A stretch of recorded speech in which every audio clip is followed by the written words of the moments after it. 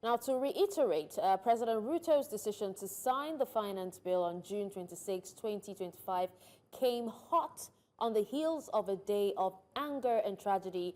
This is just hours after clashes over proposed tax hikes left 16 Kenyans dead. Frustration over rising living costs, compounded by outrage at the recent custodial death of a blogger, saw citizens take to the streets in a wave of protests that drew swift rebukes from human rights groups around the world. Now, under the new law, ordinary workers and retirees will see some welcome relief. For example, pensions and retirement payouts are now tax-free, corporate levies have been cut, and the planned digital assets tax have also been dropped. Now, even a controversial clause that would have given the taxman free rein to probe personal data was quietly removed. Yet, with so many lives lost and so much anger still simmering, many Kenyans remain wary, questioning whether these measures will truly make a difference or simply paper over deeper wounds. Now, today, I'm joined by Owala Ochieng, a communication coordinator, social justice movement in Kenya, Nairobi. We also have Abdullahi Alas, governance and policy expert in Nairobi, Kenya, joining us, and Kurian Musa-Mauti, corporate communications officer, Egerton University, Nairobi, Kenya. So we will be joined by Owala and Kurian in a bit, but right now we have Abdullahi with us. Thank you so much, Abdullahi, for joining us. All right, now, Abdullahi, let's just begin with a background with the foundation, talking about the protests that happened right before the bill was actually signed into law.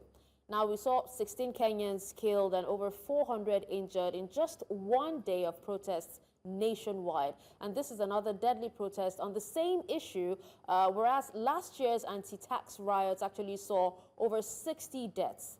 Now, Abdullahi, if you can hear me, can you tell us if if you feel this reflects the full scale of the crackdown? We'd love to hear your thoughts. Thank you very much, and good evening to the viewers. Here in Nairobi, it's been calm today and yesterday. Wednesday, we had Kenyans demonstrating in 27 counties. Kenya is 47 counties under the new political dispensation. I would like to put everything into context by going back. The current young men and women in the country are below the age of, they are below the age of 38, 39 in this country, and majority of them were born during the third president, Mwai Kibaki, or they were very young during that time. So Kenya's population above 50 is about 6%, the rest are below 45. So the current regime, when they were coming to power in 2022, they made a lot of promises. Kenya is a country that has a wide wealth gap where a few people are controlling the wealth. The wages in this country are very, very low, and in terms of, having wages, people are not getting enough salaries. There are only about 3 million Kenyans employed. So when they came to power in the last almost 1,000 days plus, the government has just become an elite protecting themselves, getting richer. Kenya is one of the most taxed regimes in the last 62 years. So this has culminated to unemployment of about 45%, underemployment of about 12%. So overall combined underemployment, employment and underemployment both will take us to close to 40-something%. And that is wary in a country where close to 30-40 million Kenyans are below the age of 45. Kenya is becoming very well educated. So that has triggered for the finance bill to be rejected in 2024. Currently, they have sneaked in some money. They have budgeted huge budget for the president, renovation of State House. Office of the government spokesperson has been given huge money, and agriculture and education are getting. So it is a fight between the haves and the have-nots. Kenya has, had this fight for a very long time. It is not the first time regimes are killing Kenyans. In 1969, Kenyans were killed in Kisumu. Soldiers were killed. So we have been grappling with misgovernance for the last, 40, 50 years, and this is now the consequence of having misgovernance in the country, where a few elites will coalesce and corset in protecting each other, whether they're in the executive or whether they are in parliament or whether they are in government, and that Kenyans have said it is time for the government to work for everyone. Oh, okay. Thank you, Abdullahi, for that. Now, let's, I'm being told that Owala has actually joined. Thank you for joining us, Owala, if you can hear me. Very much. Hello, Owala? Yes, I can hear you. All right, thank you for joining. So, Owala, I would also love to hear your thoughts, just before we go into the tax bill proper. Now, the Interior Minister has actually called the unrest terrorism disguised as dissent. Do you think that this is actually true? Is this right? Is the government's national security defense justifiable? No, one thing that the government should do is that the government should accept their mistakes, that the government has failed. Two, that the mentality that other regimes used to run the country cannot withstand in this new regime where we have a new constitution. The right to protest is protected in the new constitution, and Kenyans themselves informed the government prior, 2 weeks prior to the protest. The government was informed that there was going to be a protest and everything. The government has failed to protect its own citizens. The government has failed to rise to the demands of the Kenyans and fulfill them. And so the Kenyans are retaliating by going to the streets, and then the government retaliating by using excessive force and now blaming it on them. Let me just remind you that on Tuesday, prior to last week on Wednesday, the other week, last week on Tuesday, we had a protest against the police because they killed a young man in the police cells. And what happened? The government themselves, led by the Nairobi governor, who is also from the ruling coalition, deployed goons on the streets to beat protesters. And now that rage is what brought up the numbers that we saw on the streets.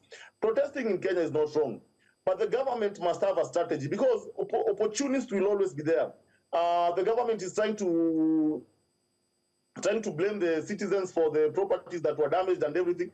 But you're saying that that's the responsibility of the government to protect property, to do a prior assessment. In Kenya, and we shall discuss it later, a lot of resources goes to the security department, more than the combined budget that goes to education and maybe even the agricultural sector.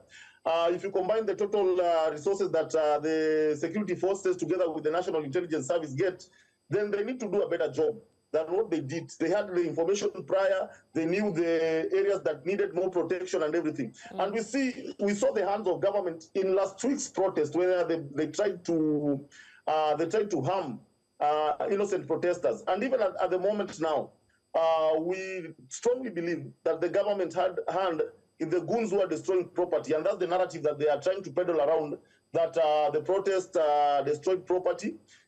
Yet the government failed to do that. The government used excessive force in the protest, trying to control the crowd that were peacefully unarmed, never tried to do anything against the constitution. 15 of them were met with live bullets, and they lost their lives on the street. So any attempt to term the protesters as anarchists will be rejected. We shall face them in the court of law. And even on Sabasaba March for Our Lives, which is coming up on 7th July, we shall still be on the streets to remind the government that they have a mandate to serve the citizens, not to serve their own interests. Thank you. It beats me why, use live rounds in such protests, because even the whole issue from the last protest hasn't died down yet, and we're seeing new, fresh cases. It's quite sad. Abdullahi, if you could stop turning off your camera. We will definitely appreciate that. Thank you. But then this next question is also for you, because numerous journalists and bystanders were also hit. There were talks of NTV's Ruth Samwe, who was struck by a rubber bullet. Thank God for that. But, what are the implications of this, especially on press freedom? I think Kenya has been grappling with fighting for better governance systems in the last 40 years. And what is happening in the country currently is an income problem. Young men and women who have gone to school are having issues of income, meaning those who are married cannot have jobs and cannot provide for their children. Those who have just left universities have no jobs. The government is bloated. They have close to 40, cabinet ministers, and the executive is very large. The parliament is using a lot of money, treasury. So if you look at even the allocations of the country in terms of departments, you will realize that there is a lot of criminality even in the budgeting, because the current government spokesperson, there is an allocation of about 19 billion. Now, if you look at 19 billion, Mandera County government that has over 2 million people's budget is 13. So we have two types of criminals in Kenya. There are criminals who take guns and machetes and drop people. Then we have criminals working for government and using the pen to steal. That's why they're buying choppers. Members of parliament in Kenya have choppers. Members of parliament in Kenya are one of the richest and the highest paid. So all these things are a culmination of corruption that has been there for a very long time, and the current regime has never made an effort to reduce corruption, because 30% of our budget is stolen at presidency, executive, and parliament. So these are things that we have been grappling with. The current regime is living in utopia. They have not realized that there is a gap of communication between the young Kenyans and the old Kenyans, who are just 6%. If you can hear me, Abdullahi, they also blame protesters, of storming parliament and burning police stations in 23 counties. Did that really happen? Well, when you have protests issued with permits, then it is incumbent upon the government to provide security. If there are people who have burnt polling stations, in Kenya that is called crime. It's a criminal offense. It's arson. If you hit somebody, that is assault in Kenyan law under the Penal Code and the Criminal Procedure Act. And if you hit someone, you'll be arrested and arraigned to court. If you burn, if you steal, if you commit robbery with violence, Kenya is relatively a country that has very good laws. So we have 3 people who are involved in these demonstrations. There were goons who were allegations that the government hired them. Then there were protesters who were carrying placards and phones and flags. And there were people who are, committing crime. I mean, they are either robbers or thieves or assaulting people. So it is the work of the government to arrest those who are burning police stations. You don't just generalize 27 counties out of the possible 47. That is close to 2/3 of the counties. So if there were 10 polling stations that were banned, then look for the people who banned them. You don't shoot them. You arrest them, you give them their rights, you take them to court, you arraign them, and then they leave the police hand and then they go to judiciary hand, meaning they will now be remanded, and then the police, the DCI will ask for more time to do the investigation. You gather evidence, go look for witnesses, correct footages. Kenya is relatively having a lot of CCTV cameras because the national government has invested heavily in Nairobi and other areas. So most of these also supermarkets and shops and premises of businesses that were looted have installation of CCTV cameras. There are people who have been recording using their phones. So there are people who have notified the national government that they are going to protest by showing their dissatisfaction on how the government is being run. And there are people who are hired by the government. I mean, there were people who came out and said that they were paid by a certain politician. And I am privy to some information that certain people in the executive and part of the senior government officials have hired goons. Then there are people who have been snatching phones, assaulting police officers, torching police officers, stealing and vandalizing business premises. Those are criminals under Kenyan law. So it is the work of the police to arrest them. So you cannot circumnavigate these issues by calling Kenya terrorist. Terrorism is defined in Kenya. It is when you take bombs, it is when you take guns, it's when you hit places like what happened, like what happened in Garissa, like what happened in Mandera. In all those many years since Kenya went to Somalia in 2011, terrorism is over 100 countries in the world. In Africa, it's about 33 countries. In Kenya, we are not even in the top 15 list in terms of terror. So relatively, it means Kenya is relatively a very peaceful, calm country. The police have failed to do their work. All right, Abdullahi. Abdullahi, now let's go back to the tax bill, that's the finance bill proper now. Let's come back to you, Owala. Owala, President Ruto signed the finance bill within hours of this violence. Tone-deaf consolidation of power, as some quarters have actually called it. Is that what it is, or do you think it's a necessary statement of state resilience? Let me say that we are disappointed by the way the government has been running the finance, their affairs around the finance bill 2025. Let it be on record that there was no enough public participation as demanded by the Constitution. In fact, there was no public participation.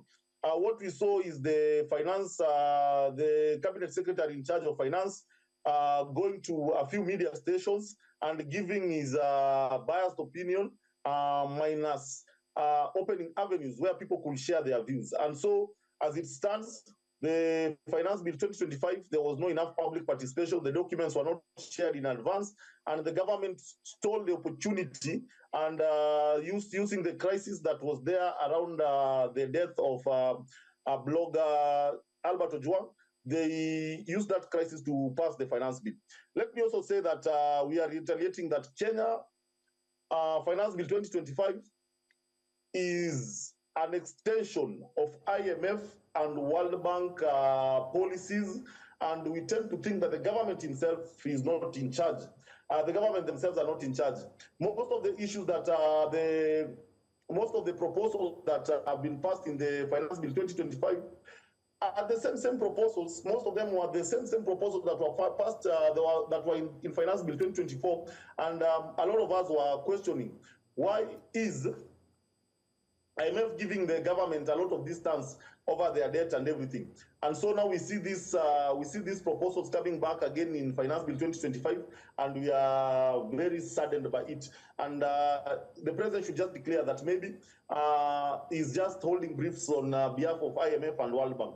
Now, a quarter of this budget is going to be met through borrowing. Currently, Kenya is grappling with the question of debt. Our debt crisis has been escalating each and every year. At the moment, we stand at 57% of the total revenue collected will be used to service debt.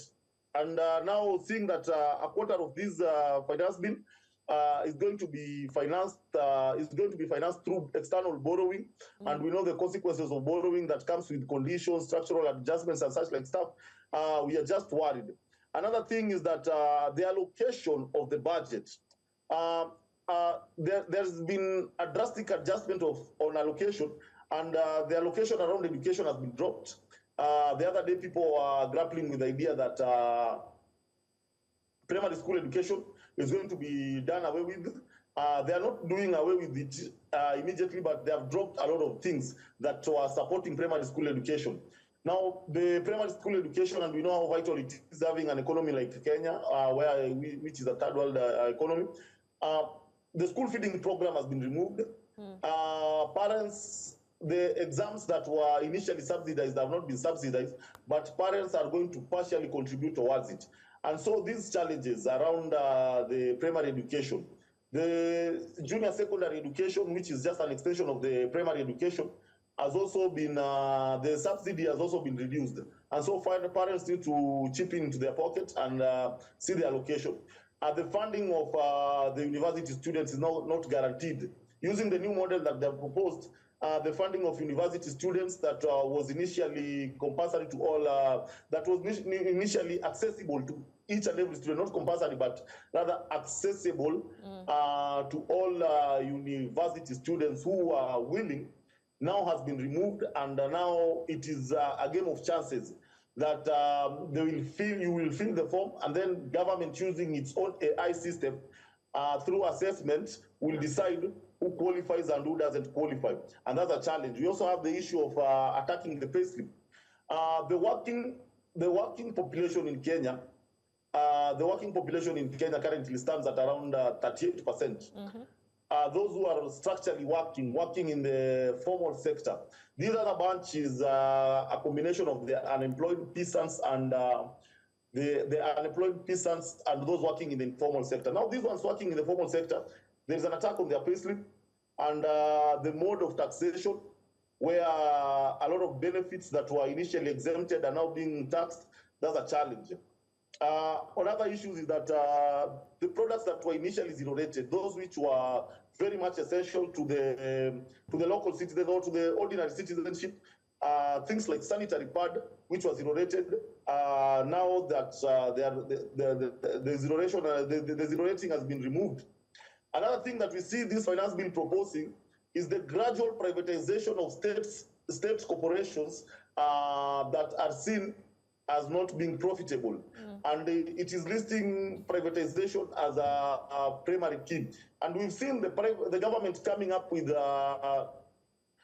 interest in privatizing things like the airports, where people... All right. So just, Owala, just before we go into the privatization, let's hear from Abdullahi as well. Now, you actually did say that, you know, the 2025 and 2024 finance bill is quite similar, and you did state that, you know, the president is doing this, or even signed this bill into law on behalf of the IMF and the World Bank. Now, Abdullahi, hearing this, and the fact that we know that the bill eliminates digital assets, taxes, raises subsistence allowance to 10,000 Kenyan shillings, and also cuts capital gains tax from 15 to 5%. Do you think that these measures substantially relieve ordinary Kenyans? Does it, you know, come as a relief to them? It doesn't, because when we talk of digital space, how many people are connected to computers and internet and can use the same? If you look at Kenya, you know, 60–70% of the people living in rural areas still very poor. Our problem is not just taxation. You know, Kenya is now, we have come to the highest taxing regime in the history of this country in the last 62 years. Well, I agree the population has grown, but now when you pay tax, you need to enjoy some services that are free. Education is not free, you still pay for it. The capitation by the national government is very few. If it is, then it doesn't come on time. So when you lack in financial prudence and you have not invested in agriculture, which is the first, income generating for all Kenyans, we have a problem because we are not growing in terms of production. Financial prudence is lacking in government. The wage bill is so high that majority of the budget we have just passed is going to either recurrent expenditure and debt.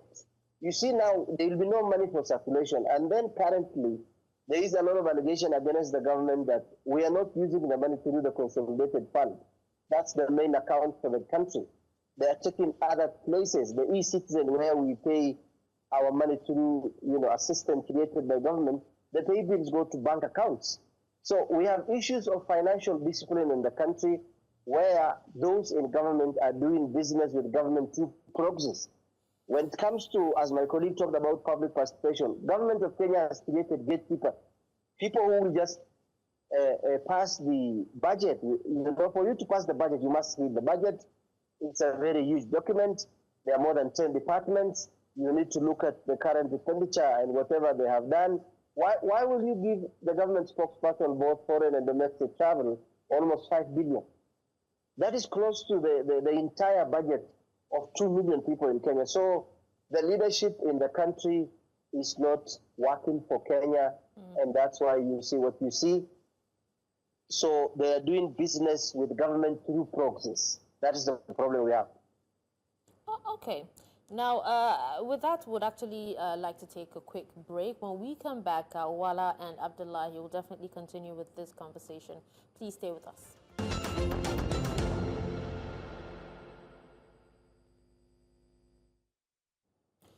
Welcome back, and thank you for staying with us on the conversation. Now, we're still talking about the Kenyan finance bill that was signed into law by the president recently. And we still have Abdullahi with us. Hopefully, Owala will join us, reconnect with us soon. Thank you for staying, Abdullahi. Now, Abdullahi, earlier Owala was talking about, privacy. Do you think that the scrapping of unlimited data access powers for tax authority is meaningful for privacy? You see, Kenya has already the Data Protection Act.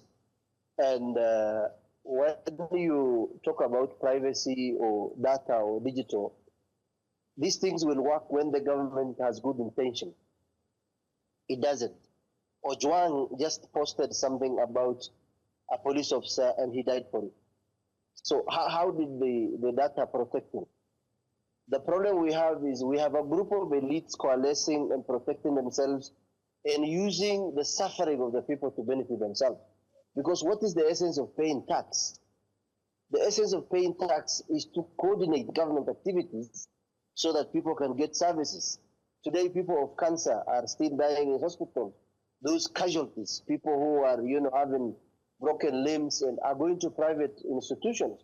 Mothers delivering are being charged by hospitals, whether government or private, because the government is not financially disciplined in terms of prudence. They are not, well structured in terms of managing the budget and the taxes. So whether we bring data, whether we bring a new constitution, whether we bring a lot of other laws, because Kenya has one of the best constitutions. We have very many statutory laws, we have regulations, we have guidelines. But now, if the people at the top do not believe in the rule of law, if they do not have integrity, if they have no character, then everything else becomes punitive for everyone that is being in the country. So unless and when we have a new mindset of a leader who would know that everyone who is leading is below 45, and he needs a mindset of how to create jobs. Why are we not heavily investing in agriculture? I come from Mandera County that is 1,000, 100 kilometers from Nairobi. We haven't received fertilizers for the last 2 and 3 years. I am a farmer myself. I have a farm of about 100 acres. I cannot access fertilizers from the Department of Agriculture in Mandera County. The national government doesn't care. Why? The people working for government are doing business with the government, so they're comfortable. The have-nots are down there suffering, yet we are the one paying the tax. Schools are very expensive. My daughter goes to a private school because the public schools are understaffed and overpopulated. Each class is about 70 or 80 students. A teacher-to-student ratio is 1 to 70, 1 to 60, while in Finland, it's 1 to 16. So we are grappling with sophistication of government deliberately suffocating the citizens by creating chaos, using the law, using the police. The interior minister is a lawyer, is an advocate of the High Court. In Kenya, we call them officers of the court. Yesterday, he was speaking like a pedestrian, not like an High Court advocate. How do you, speak of terrorism against young men and women who are carrying flags and placards and phones, who are using literature and lyrics and poetry to communicate? So we have a problem of leadership at the top. And that's why Kenyans are disagreeing with even the tax. Majority of people are not Okay, banking. speaking Currently, about them still disagreeing on the tax, Abdullahi, sorry for cutting you. Now, how would you evaluate President Ruto's balancing act between reformist messaging and attempts to safeguard revenue after last year's failed tax hikes? Because Parliament has actually greenlit, 1.88 trillion Kenyan shillings in spending amidst, all the chaos. People are saying that it is not a credible claim, that this budget will transform lives, considering that they are against the finance bill.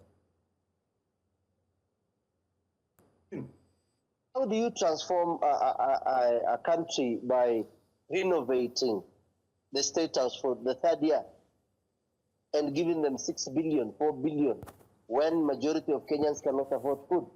You've asked about how do I rate it. We will rate him at D plane. In Kenya, if you score D plane, you are below average. You are like 25. Why? Kibaki came to power in 2002. I was working, we were in Mandera then, and the government was working for Kenya. When we started working back in 2007, in 2010, the Kenyan economy was improving. And by the time he was leaving, Kenya stopped borrowing because we have created an environment in the country where everyone will do business. The dollar was at 78, agriculture was thriving, the service center and financial sector were, the construction in terms of real estate. So every sector literally was doing good. And that is when majority of these young men, Kenyan taxpayer funded free education from primary to secondary, and the universities were subsidized. The current president is doing business with Kenyan government.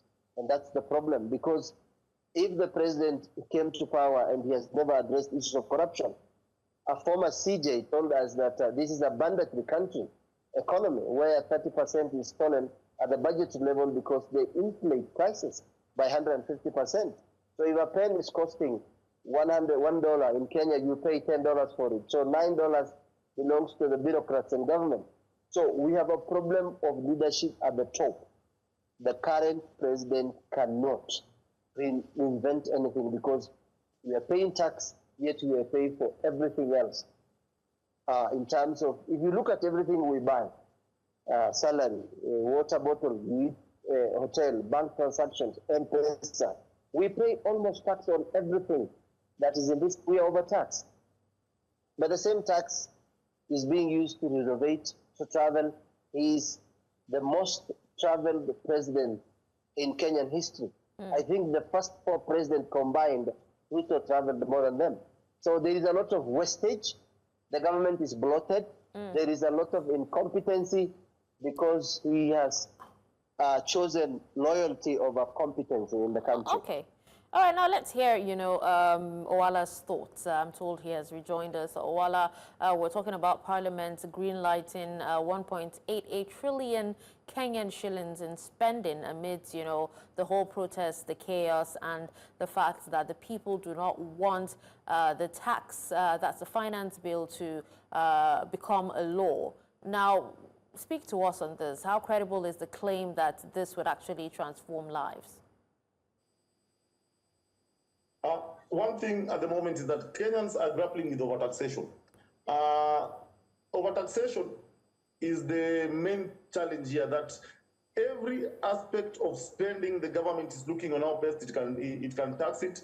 Money that has already been taxed, you go again tax it when you're trying to spend it, trying to transfer it, or even trying to share it with someone else, who again, when he tries to share it with another, the third party is taxed and everything. So overtaxation, people are grappling with it. And like Abdullahi has said, overtaxation might not be the main issue here. The way the government is spending it. One, this is budgeted corruption. One, there is no infrastructure there is no construction of a new infrastructure that the government is planning to do. There is no construction of a new industrial infrastructure, whereby we are talking about industries that can create sustenance in the economy. There is no targeted industry that the government is targeting with this. All this money is geared towards expenditure. And what's clear is that most of it is going to be geared towards road constructions and recurrent expenditure. Road construction, this is because this is the easiest way for budgeting for corruption. A lot of tenders are going to be given to private companies. The government no longer has their own entities and everything. And so you find that private companies overquote these tenders. You look at the cost of building a similar road in Kenya compared to the same road, an extension of the same road on the other side of Tanzania or on the other side of Uganda, and you look at it, what the government of Uganda spent in extending that road on their side versus what the government of Kenya has spent in constructing that road on their side, you find that these figures are totally abnormal. You look at the SGR costs in Kenya versus the SGR cost in Tanzania. The Tanzanians, their SGR is more developed than the one in Kenya because the SGR is electrical. But they spent lesser than what Kenya is spending. And so budgeted corruption is what we are talking about here. And this, as Abdullahi said, a lot of benefit is geared towards the private sector. Private sector is never after development of the human development, but rather economic profits. The private sector operates under profit. The banks will lay off workers at the slightest indication of inflation. They will lay off workers and everything. The banks will always make profits, adjust their expenditures and everything, and even exploit technology so that they can minimize the amount of workers they're utilizing and everything. And so this is just a pain to the common local mwananchi, the local citizens that they are the ones who are going to shield this. Most of these reliefs are being given to those in the private sector. They are the ones who are going to benefit with these reliefs. For example, most of these reliefs are targeting individuals who own industries, and most of these industries are being owned by, let's say, the very politicians or kickbacks of the very politicians. So we shall be lying to ourselves saying that these bill targets the common mwananchi and it will improve lives. No. The cost of doing business is going to be on the rise. A lot of taxation have been increased on the infrastructure of doing or starting business. Startup capital is not will not be easily acquired, even though the government is saying that they are going to come up with a bill that is going to give people these startups. We've seen other models there before. Those models have not worked. We've seen the Hustler Fund, we've seen the Youth Fund. All these models of funding have not worked. In fact, people are wondering if only any other model can work. Well, let's talk about the housing bill, the housing levy, where people have been fighting. The government, the courts rejected the bill. The government went back to parliament, crafted another bill, and imposed it on Kenyans. Look at how many units of housing the government has built. The government that promised to build 200,000 units of housing every year is now saying that they can only facilitate. The government is saying that they can only facilitate up to a maximum of 25,000 units from 200,000 units. Now they're talking of 25,000 units. Remember, yet they made these taxes compulsory. Remember, the person contributing this tax is not guaranteed to be allocated a house. And if you happen to succeed to be allocated a house, you are again going to pay for this house for the next 30 years and still being taxed these other proportions. So this tax model is not going to work, and it's not working for the common man. And that's why we are championing against it. Another thing is that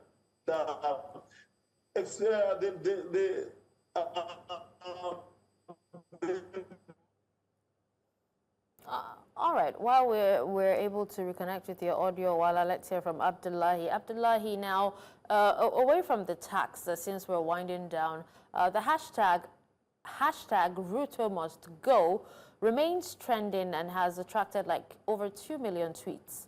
Now, do you think that social media-driven youth activism now poses a lasting challenge to Ruto's mandate? It's not just the age of digital media. It's the age of very educated and sophisticated young women and men in the country who have refused to be, grouped into regions using tribes. because if fuel is expensive, it is expensive for everyone. If the planning of the government is bad, then it's bad for everyone. If drugs cannot be accessed, then it's bad for everyone. The problem we have had is social media has just brought to fore what we used to hide, because when Kenya got independence until 2000, majority of these social media platforms weren't there. So when they came to Africa and Kenya picked it very fast because we had Safaricom, Airtel, people started getting, SIM cards and smartphones and internet, and now usage became very high because there are close to 38 million Kenyans with smartphones and around 28 million Kenyans connected on smartphones and internet. So these are very useful countries. So it has brought a very contemporary way of doing, demonstrations and mobilization. I attend or part of Twitter, handles at night and conversation, where we have close to 10,000, 15,000, 5,000 Kenyans across the world, in the States, in Australia, in Europe, in China, in Asia. So technology has eased and made it, contemporary for people to need power, telephone, data. I'm now in my house, in my room as I'm speaking to you. And everyone else is in the country, and I'm talking to you in Lagos, in Nigeria. So it has made it very easy for people now to reconnect, to converse. They were doing mobilization. When we were doing the demonstration in Nairobi on Wednesday, people were contributing money, even from the United States. People were creating shelters for people who were injured, medical doctors who are Gen Zs, nurses, ambulances. So the octogenarians, the older guys who are about 60, 70, are not used to this kind of sophistication, where Kenyans just want good life for everyone. Good roads for everyone. Abdullahi, so what about the BBC commissioned documentary that exposed systemic brutality of last year's protest? Do you think that such investigations, meaningfully pressurize reforms or even trigger political backlash? And has anyone taken responsibility for the deaths that occurred last year? What BBC did was journalism. And you and I know doing that documentary is not cheap and it's not easy. Because putting together 5,000 footages and creating almost 31 minutes, that has taken a lot of skills and time, which was a good thing. But it is not the first time Kenyans were killed. Police officers close to 45 were killed. This country, every one gun the government has, the public have 6. There are a lot of illegal guns in the country. There is a lot of crime currently. There has been economical crimes happening. So the current regime is facing, a very youthful, educated, sophisticated, connected, who do not care about tribes. And that is becoming very difficult to manage. Even those who are youthful leaders, like Kipchumba Murkomen, who is, former senator and currently the interior minister, they're also living in the anarchical thinking of denying realities. Reality is not different. So the other problem we have is when governments come to power, instead of looking at the projects that were not completed in the last regime, they start new projects. Because whether in policy or project cycle management, the initiation, the planning, the execution, and the monitoring, they do it deliberately, haphazardly, so that they gain. Because if you look at governance theories that are done a long time ago, where authoritarians and autocratic tendency leaders were using, they were using the law, they were using chaos, they were using even death.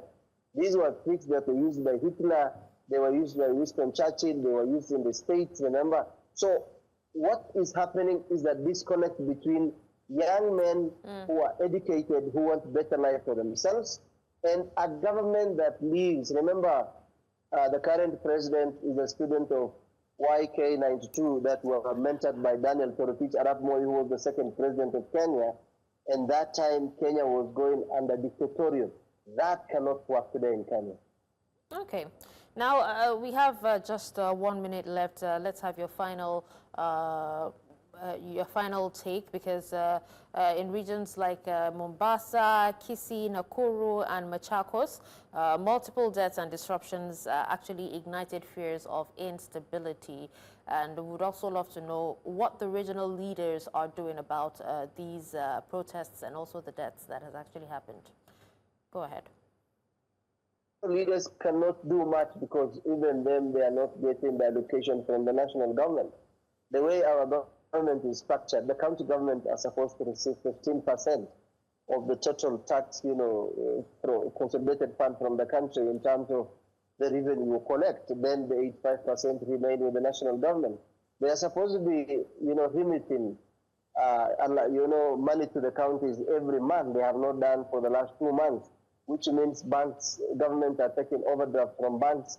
So what we need to do now is for young Kenyans to identify presidents who is below 45 years. We have money, we can mobilize our logistics for the same. We create a government that is very young. Remember, Burkina Faso President Ibrahim Traore is barely 36, 37. So sorry, Abdullahi, we actually have to wrap up here, but let's quickly, in 30 seconds, let's hear from Owala. Owala, can you hear me? Your final thoughts, please, in 30 seconds.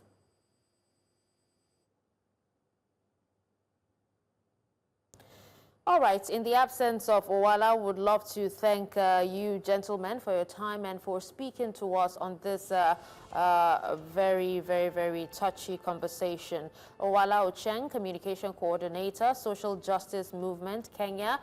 We also had Abdullahi Alas, Governance and Policy Expert in Kenya as well. Thank you once again. And with that, we wrap up today's show. Thank you so much for staying tuned and watching this particular episode. Do not forget to catch up on all missed episodes on our YouTube channel at News Central. I'm Darshan Usman. Bye.